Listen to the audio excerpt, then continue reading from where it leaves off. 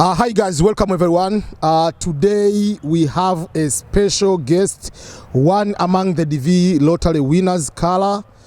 So we are going to interview him to hear his story a little bit and asking some few questions. Welcome Carla to the EBM Scholars. Thank you very much, EBM.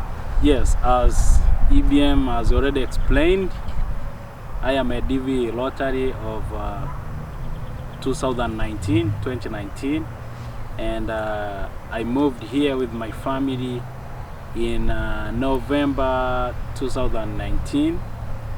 We moved here in Kansas, and now we are living in Kansas City, Kansas.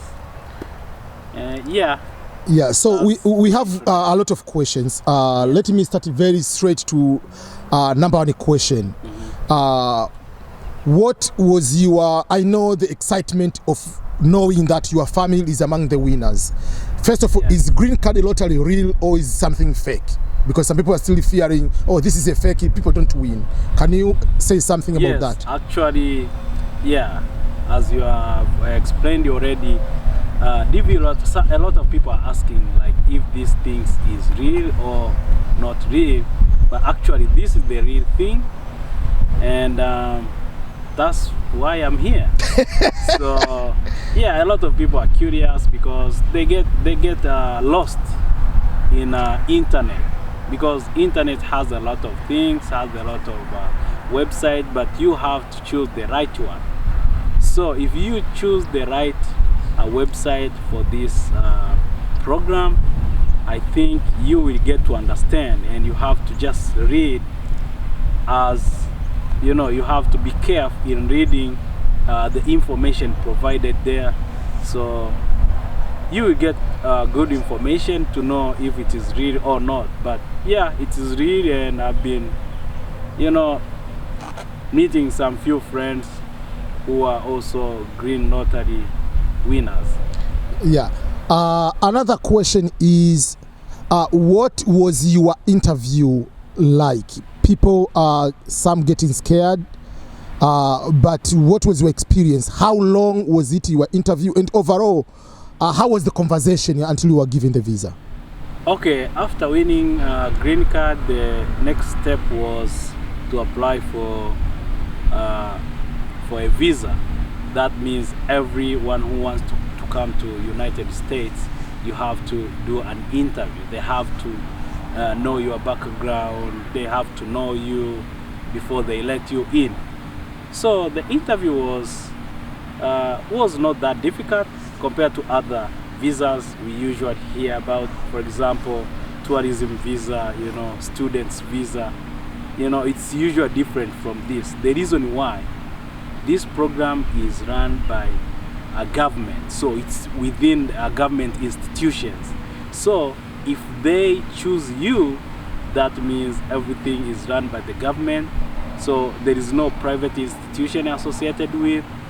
So I think that's why the interview is not that difficult, because anything you write in your application form, it will be anything you can be asked anytime. So it didn't take long. It took like 6 to 7 minutes, kind of. But yeah, it was like just a conversation. They wanted to know how will me and my family be able to afford life in America. How are we going to do, like to cope up with the culture and a lot of things. So it was kind of like conversation. Was it like, sometimes some people it's the first time to go to the US Embassy, but for your situation, was the conversation threatening, or was just more as a friendly, casual conversation, no more question asking, or was intending for you to not getting the visa like threatening way? No, actually the interview was very, very friendly. It was like, discussing, having a friendly conversation with someone you know. So there was no strange question. And the good thing, like a guy will be, an interviewer was giving us a room to ask whatever you don't understand. So you can see how flexible it was. So it was flexible. You can ask questions if you don't understand, and they can ask you even to revise. They can ask you even to look on a certain document. For example, I think I just wrote a certain level of education whereby I didn't attach my certificate. So I had to explain that, and it was just easy and it was simple. But the interviewer wanted to know exactly why did I put a certain level of education without supporting documents. So it was a conversation like that. And another thing which makes people a little bit either to have a very good start or not to have a very good start is where are you going, especially to find a host. And thankful we know each other, and I happen to be your host. If one person has 5 hosts, like options, what things are you going to ask someone to look at? Like, okay, I have 5 options. Which one should be my host, comparing the experience we had as you and me? Yes, for the case of host, I think the thing someone has to consider is legal status of somebody.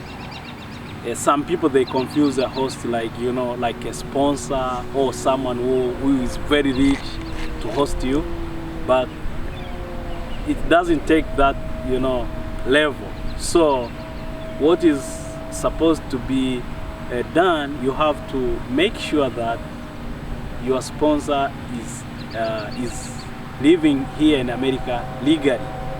That means someone who has all documents, and especially those people who are working. Working means it's not like being employed, but doing something. You know, whenever they search your host in a system, they will. You are not to appear to be a criminal guy. Is yes. Your host? Someone who is paying taxes, someone who is following American policies and rules, government regulation, things like that. So it is easy. So whenever you tell them I will be going to someone, then it will be easy for them to search for the address of your host, and they will find out. So if you put someone you don't know, maybe someone is doing you know, bad thing or is hiding some of information, then I think it will be difficult for you.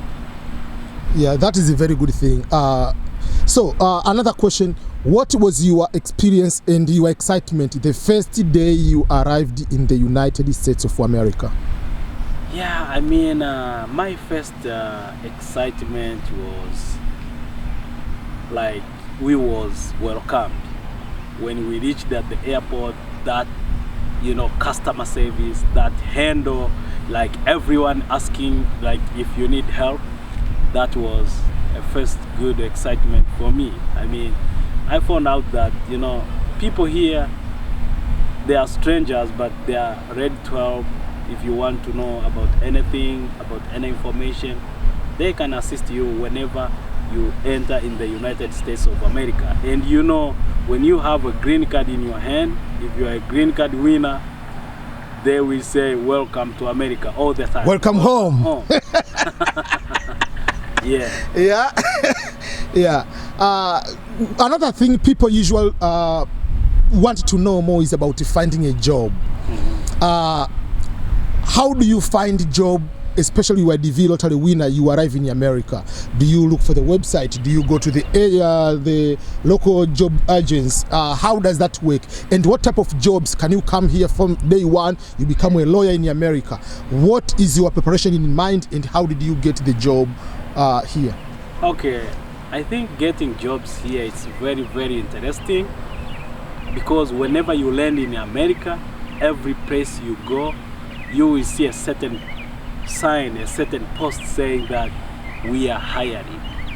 So every time you will see this post in the streets, everywhere you go, like we are hiring. Even if you reach at the airport, you will see a lot of signs, we are hiring. So yeah, the first thing and the easiest thing when you reach here in America, getting a job is not that difficult.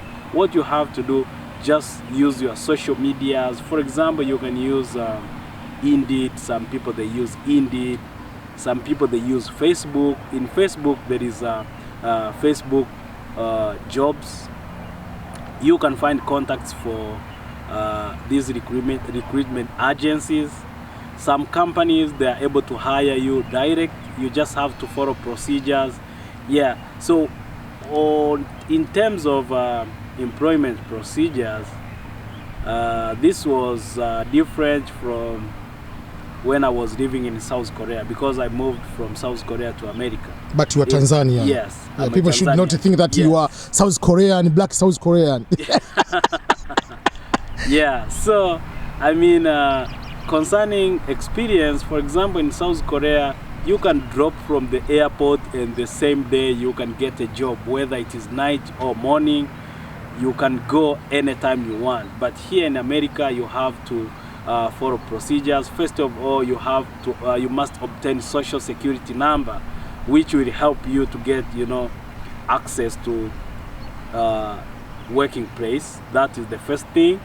But the second thing, you have to do background check, because for example here in America, if you are on drugs, there is no way you can be employed. So you have to take drug test, and they will do a little bit background check within 3 to 4 days. That's where they can just you know, you can now discuss about when are you ready to start your new position. And what is the average minimum wage, or the general, most of the jobs when you start, how much can you get paid per hour? Okay, so here in America there is a lot of non-career job. Non-career job means whenever you land in America, you have a certain career. It is not that within the first week or within the first month you will be utilizing your, you know, career-wise your skills. No, here they will teach you anything as long as they need you to work with them. So the thing is, there's a lot of, you know, which I call non-career job, because they can hire someone who is from high school. They don't need any, those jobs which does not require any skills.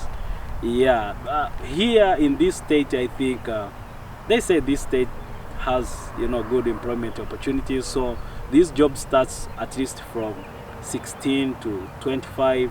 Some of other, you know, difficult job, hard jobs like construction, someone can get even paid $30 per hour. So it depends on which one you want. Okay, that's very, very good.